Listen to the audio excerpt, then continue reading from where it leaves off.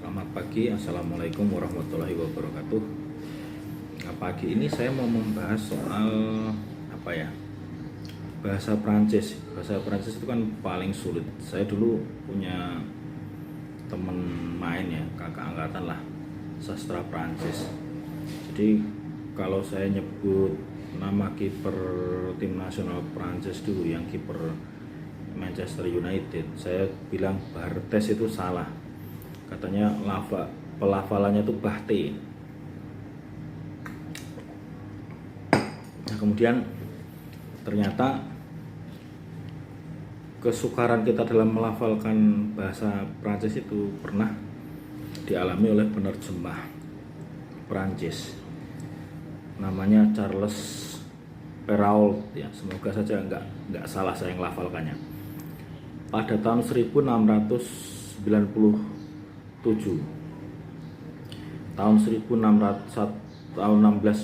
itu dia menerjemahkan menyalin kisah dongeng Cinderella dari bahasa, nggak dijelaskan dari bahasa apa ya, cuman dia salin ke bahasa Prancis, bahasa dia sendiri gitu. Nah, sebenarnya dalam bahasa Prancis itu sepatunya Cinderella itu terbuat dari bulu tupai berwarna putih dan abu-abu, yang dalam bahasa Prancis itu kata bulu itu disebut ini ya, nanti saya takutnya salah bacanya, fire. Nah, Charles ini secara sembrono menyalin cerita itu terbuat dari V, tulisannya kayak gini, Vere, yang pelafalannya bunyinya sama dengan fire dalam pengucapan. Namun si fire yang pertama itu artinya sepatu yang dari kulit bulu tupai, yang kulit tupai yang berwarna bulu putih abu-abu tadi.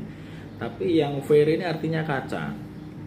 Nah, akhirnya sampai sekarang, sejak saat itulah ada anak di seluruh dunia membayangkan ada sepatu kaca yang tertinggal berkilauan di tangga istana saat si Cinderella lari dikejar sang pangeran itu. Nah, itulah kisah. Nah, ini kisah lucu ya dari bahasa Prancis tadi. Nah, yang kedua ini ada kisah ngeri, bahkan tragedi ya, menyedihkan itu.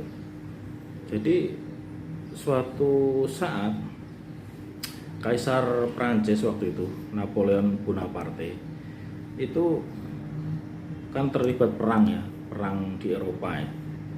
Kemudian pasukannya itu menahan ribuan tawanan dari Turki. Nah, waktu itu karena musim dingin dia sedikit flu itu. Ada salah satu komandannya bertanya kepada sang kaisar ini ribuan tahanan Turki ini mau diapain gitu. Nah, dia itu jadi orang terkuat di Eropa waktu itu. Dia itu mengumpat sambil batuk gitu. Tulisannya kayak gini, saya takutnya salah membacanya. Massacre Toux, yang artinya itu batuk sialan. Tapi karena dia lagi batuk, perwira yang lapor tadi, anak buahnya tadi mengira perintahnya tuh Massacre Toux. Moga aja bener yang mengucapkannya.